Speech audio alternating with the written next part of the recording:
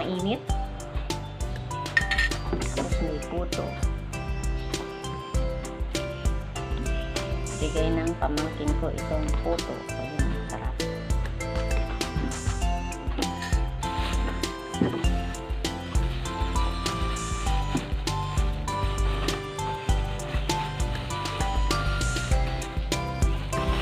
Kain tayo guys.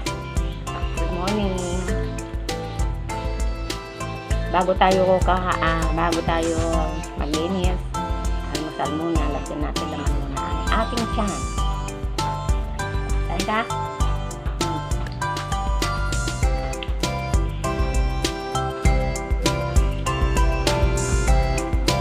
Kaya kami pala man, ang sarap ng pandita, balot namin. Malutong.